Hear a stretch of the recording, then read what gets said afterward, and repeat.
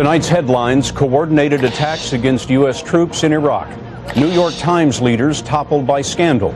New push to extend child tax break to millions of poor. Also tonight, indicted Martha Stewart crafts a PR campaign to win public support. And the new book kids are dying to read and pirates are ready to steal. We'll end tonight with the one about the high school buddies who decide to buy a racehorse.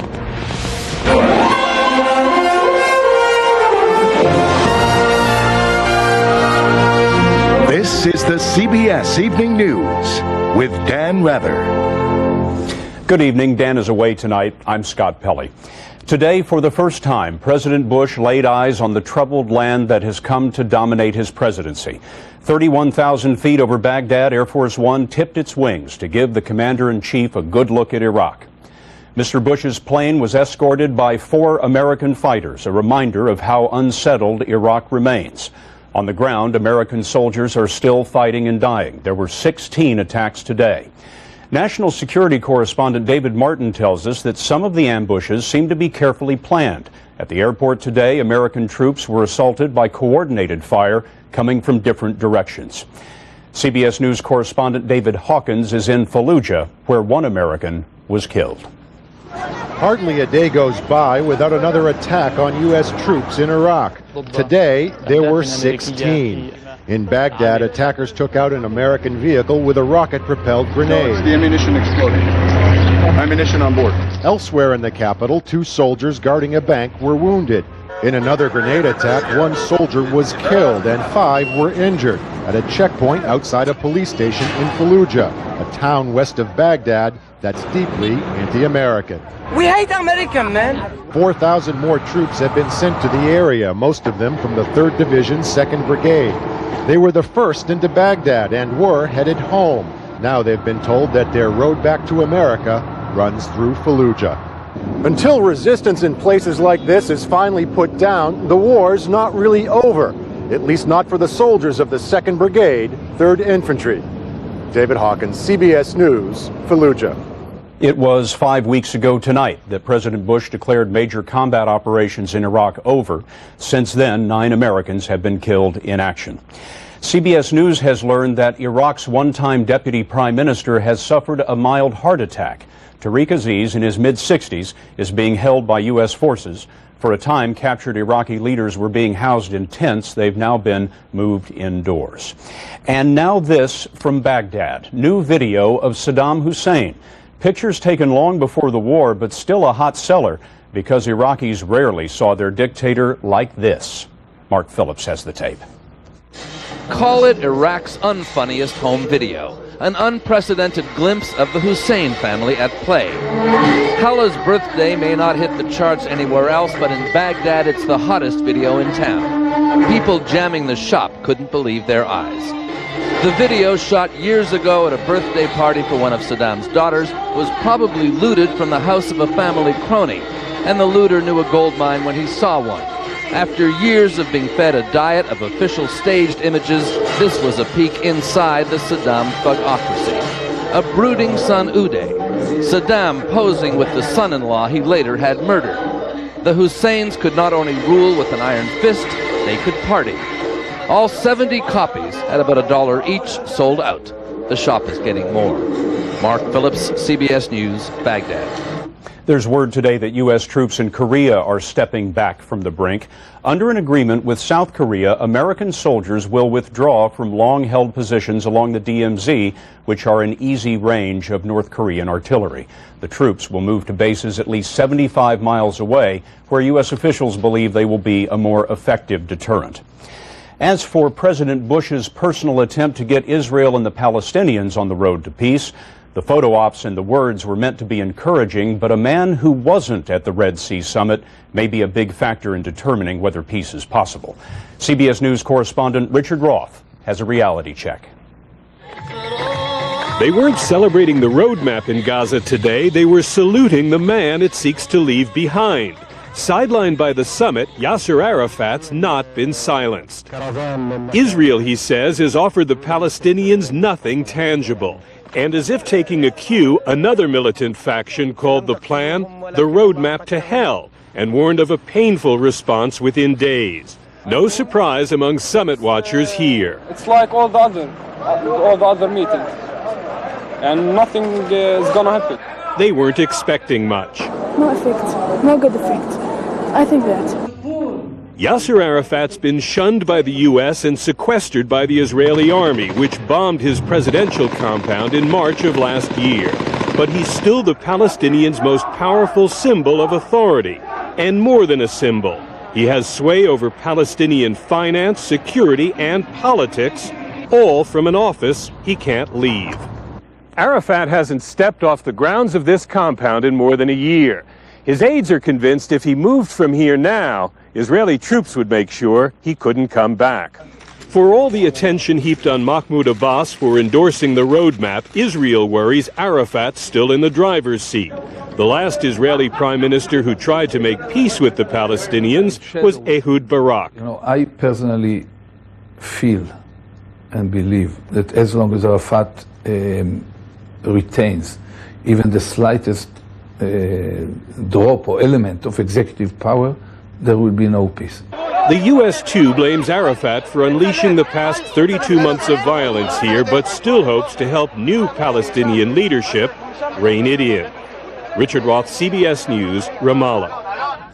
Here at home, the country's most prestigious newspaper, long considered the paper of record, is desperately trying to save its reputation in the midst of a reporter fraud scandal. Today, the scandal at the New York Times led to a major editorial shakeup. CBS News correspondent Peter Van Zandt has our story. Writers and reporters from the New York Times tried to avoid their fellow journalists this afternoon as the fraud scandal at the nation's most important newspaper claimed its top editors. Editors have resigned, but never for a reason like this. You know, this is scandal. Gone are executive editor Howell Raines and managing editor Gerald Boyd. Under their leadership, the New York Times won an unprecedented 7 Pulitzer Prizes in a single year. But the two men were also fooled by one of their own, reporter Jason Blair, whose dozens of fabrications tarnished the Times' reputation. The last month or so have been particularly stressful. We've all been incredibly distracted. In a statement, publisher Arthur Sulzberger said, given the events of the last month, Howell and Gerald concluded that it was best for the Times that they step down. Sulzberger went on to say, this has been a difficult and painful time for all of us. I'm truly sorry for my actions and what they've done. In an exclusive this afternoon with WCBS TV, Jason Blair, the reporter whose fictionalized news reports turned the Times upside down, spoke on television for the first time. It has to do with my own human demons, my own weaknesses, and it ranges from, you know, my struggles with substance abuse to my own struggles with mental illness.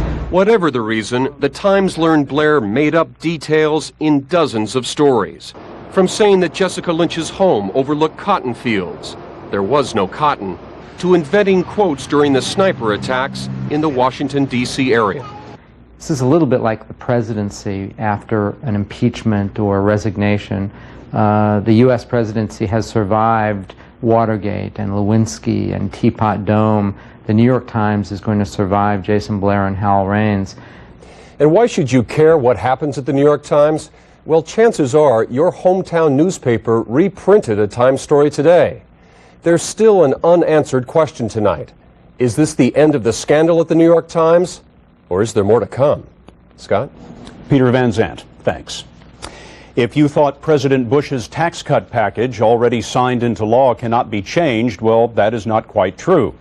When political criticism starts to resonate and affect people's pocketbooks, anything can happen. CBS's Cheryl Atkinson reports the tax cut may be changing. Cheryl? Scott, the new Senate compromise would extend tax cuts to lower and higher income families than those covered by President Bush's $350 billion tax cut signed last week. Under pressure from Democrats who called the Bush version tax cuts for the wealthy, the Senate today agreed to $10 billion more tax relief. $5 billion to low-income families who pay no federal income taxes. They could get a cash payment of up to $1,000 per child.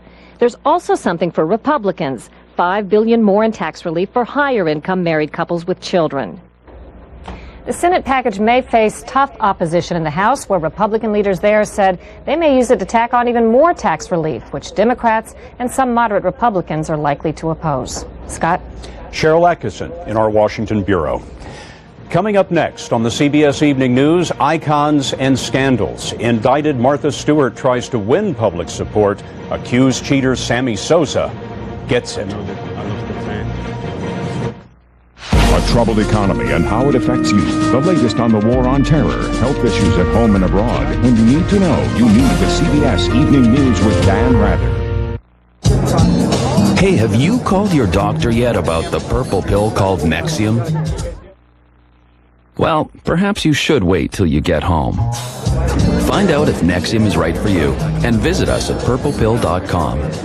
We're in a Florida firehouse for the Tilex Mildew Challenge. These tough, sweaty firemen have been showering day in and day out to see if they can build up a case of mildew too tough for Tilex Mildew Remover.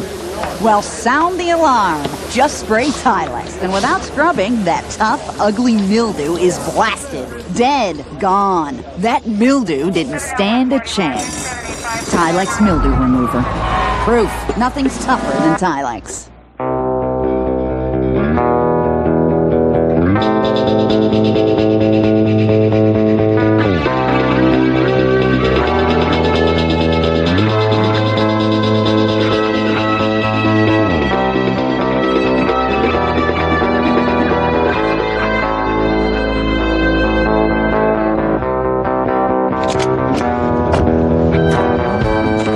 The new 2004 Grand Prix. Now you can help manage your diabetes anytime, anywhere with Glucerna.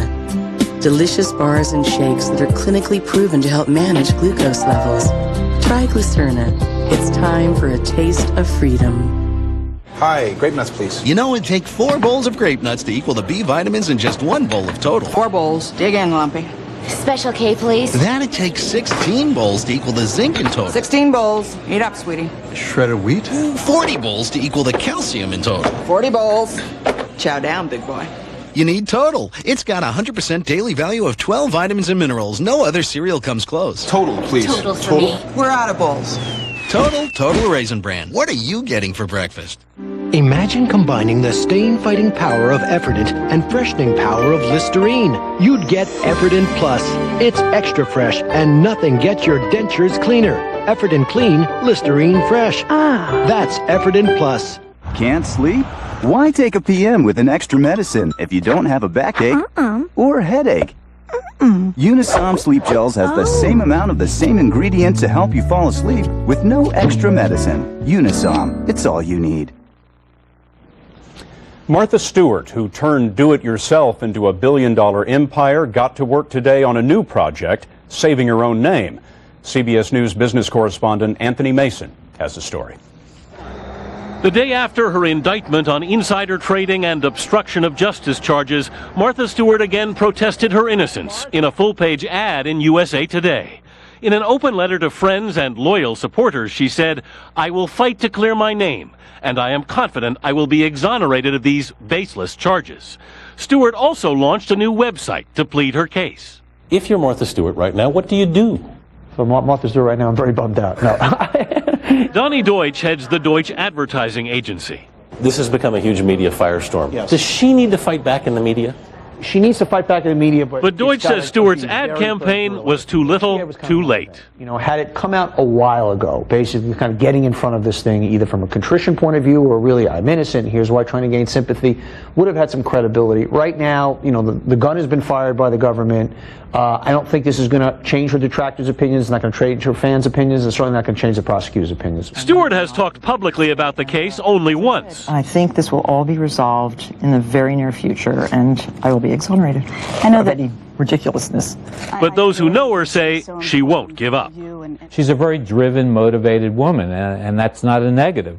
Martha became quite a success from this kind of immigrant mentality she grew up with in Nutley, New Jersey.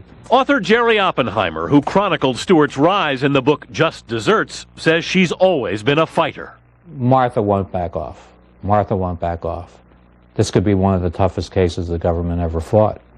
Even under indictment, Stewart could still strike a deal with the government, but the same stubbornness which has been a key to her success has become an obstacle to her making peace with federal prosecutors. Scott?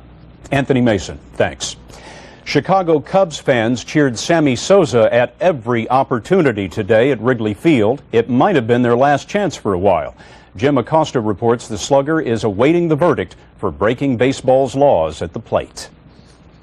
Swinging an honest bat hot shot up the middle, there's a base hit. in front of a forgiving crowd, Sammy Sosa was back at Wrigley today after baseball's investigation into the crack heard round the world. He took the blame, he will take the penalty. League investigators examined 76 Sosa bats and found the slugger's arsenal cork-free. Sammy has been very forthcoming with us. Case dismissed, right? Well, sort of. It took a few innings for league officials to search the clubhouse, meaning some bats could have taken a walk.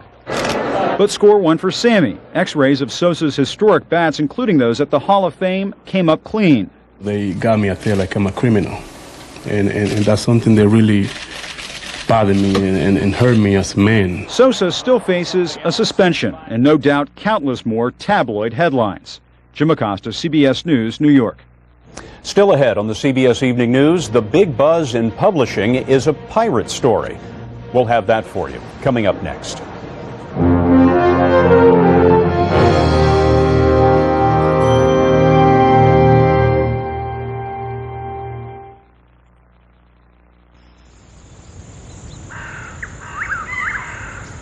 Good morning, oranges. You know what isn't going to happen today? You aren't going to be concentrated or sweetened or added to or any other dumb thing we humans sometimes dream up. Today, you're just going to be yourself. That's a promise. Discover Simply Orange. Simply unfooled around with. Oh. What's the matter, Frank? Why'd I eat that pizza? You love pizza. I knew I'd get heartburn. Didn't you start taking that prescription? Yeah, but it won't kick in fully till tomorrow. You have heartburn tonight. Oh! The leading prescription can take up to a day or more to fully work. It's not for occasional heartburn. Zantac 75 works fast, right when you need it. Even at night, when heartburn can be at its worst. Zantac, fast heartburn relief for people who hate to wait. Oh! Bob, you're snoring, Bob. To play the blues, you have to understand pain. Less pain, less blood. On your fingers or your arm. One Touch Ultra. Results in 5 seconds. You want to feel it here, not here. One Touch Ultra. See it build. See it transform. If you have an idea, a plan, a dream, see it with CIT. Oh, hey, hi, I'm Digger. Don't mind me, I'm just a dermatophyte. You know, a nail infection. All I want is to get in here and live under your nail. You can't get me with clippers or those surface treatments you try on your own. I'm in too deep in your nail bed. I'll make myself comfortable, invite a few friends, settle in. Do you have thick, discolored, or flaky nails? Millions of people do. It may be caused by an active live infection. That's why you should ask your doctor about prescription-only Lamisil. Unlike surface treatments, Lamisil is a pill that works through the bloodstream to target and attack the infection at its source, underneath the nail. In fact, you can start to see clearer, healthier nails in just 3 months. Lamisil isn't for people with liver or kidney problems. Barely serious side effects in the liver or serious skin reactions have occurred, so your doctor may do blood tests. Other side effects including headache, diarrhea, indigestion, and rash were generally mild. Ask your doctor about Lamisil. It's the #1 brand for treating infected nails. Once daily Lamisil tablets. Get your nail infection where it grows. On the CBS Market Watch, stock prices dropped at the open of trading today as investors took profits from a rally that is now in its 4th month. But by the end of the day, the Dow is back in positive territory, barely, picking up just over 2 points. The Nasdaq gained 11. In the publishing business, they're getting ready for the next big rollout, the new Harry Potter book. Amazon.com alone has 1 million orders already. Wizards seem to be profitable for publishers, but as it turns out, pirates are robbing them blind. Mark Phillips has the mystery of the missing millions. The publishing business is on a roll lately, but it could be doing about $7 billion a year better if it wasn't being robbed blind. And this has to be the most pirated author in the world. Meet Ian Taylor, Pirate Buster. It's his job to find the crooks already waiting to steal the next Harry Potter book and many others, and flog the pirated versions from Bangkok to Brooklyn to Beijing. China is just one of the pirating centers producing books and their byproducts, but the ease of desktop publishing in the digital age has allowed anyone with a computer to produce books, and pirating has spread like a bad rash across the third world. To China, add India and Pakistan, Ukraine, Nigeria, several countries in the Far East, and more. In Iran, for instance, when they're waiting for the new edition of Harry Potter to come out in a few weeks' time, and they're going to, there'll be 10 translations of that book on the market within days or weeks. Illegitimate, stolen. All completely unauthorized, yeah. Some bogus editions are even exported back to the West.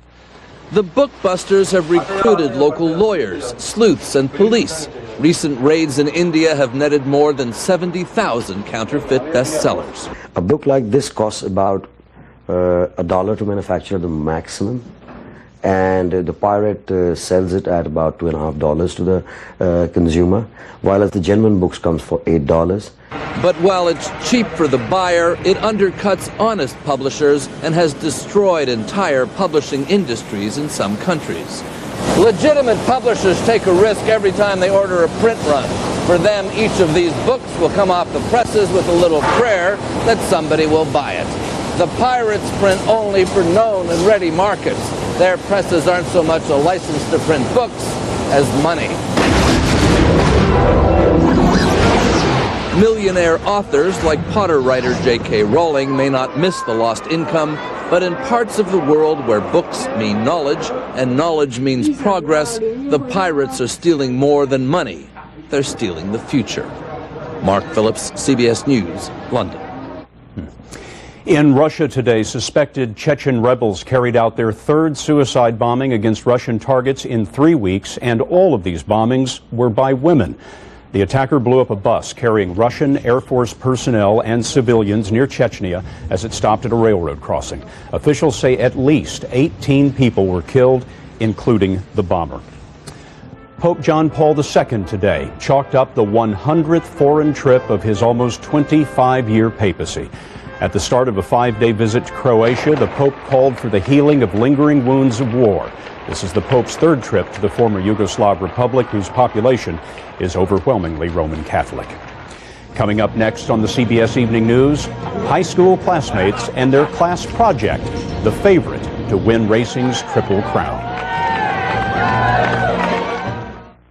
I used to be laid back about everything. Nothing's too serious for me, especially my heartburn. Sure, most days it felt like I'd swallowed a blowtorch. It wasn't serious. So what if I practically had to sleep standing up like a horse? It wasn't serious. Fine, yes, I changed my diet, I started exercising more. It helped a bit. But then one day as I was chasing my breakfast with cherry-flavored antacids, it hit me. Maybe my heartburn is serious. So I go to my doctor and she tells me I have acid reflux disease. Acid reflux disease! But then she prescribed Prevacid because it helps prevent the acid and heal the damage. So I keep doing all the right things, take one Prevacid once a day, and then I can be my laid-back self. Seriously. Prescription Prevacid actually helps prevent acid where it starts by turning off many of the pumps that produce it.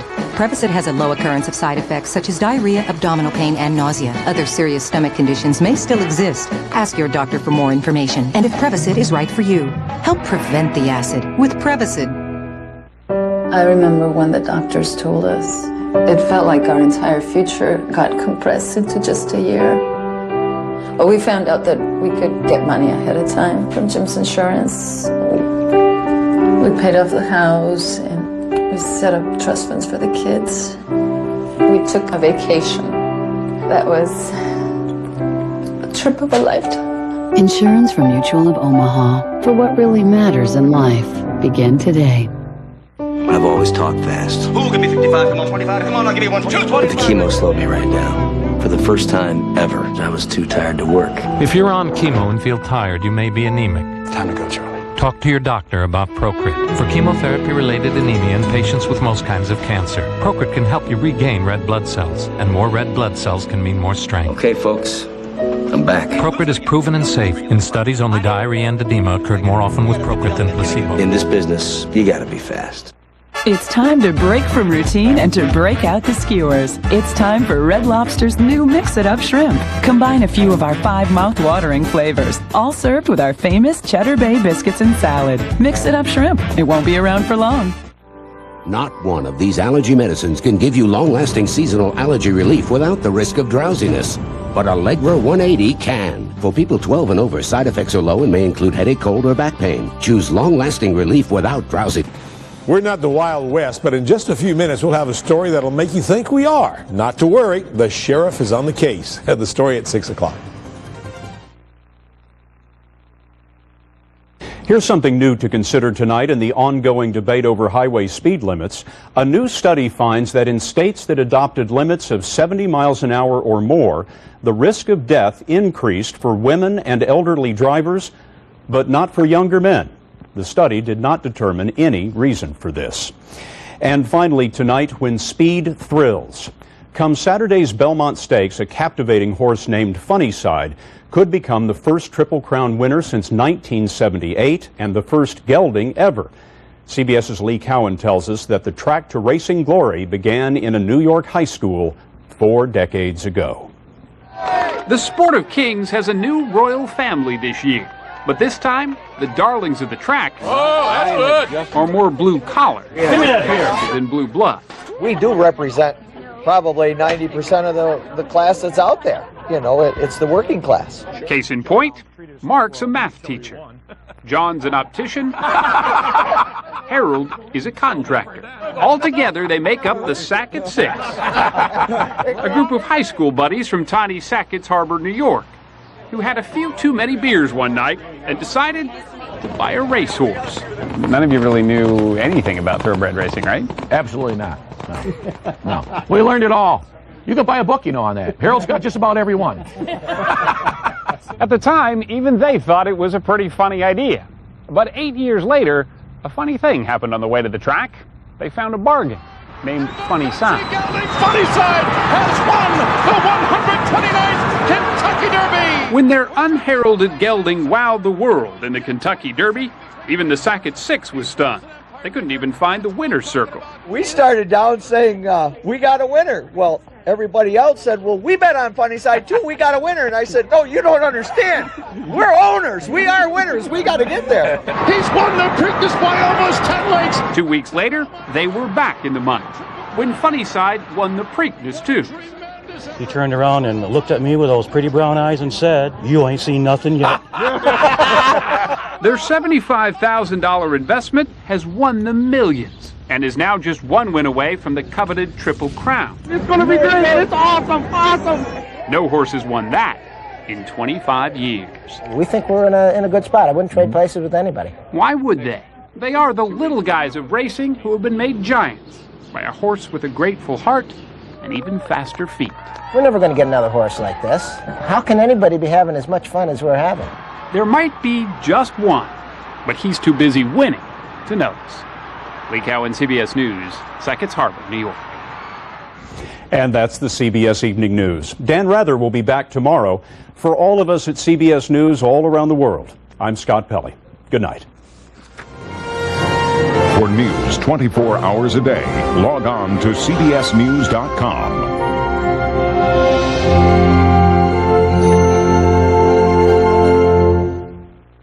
This is CBS.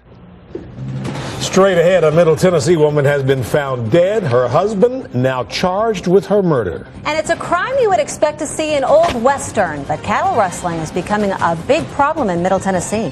And it's Nashville's week to shine. We'll have a live report from Fanfare. The news is now.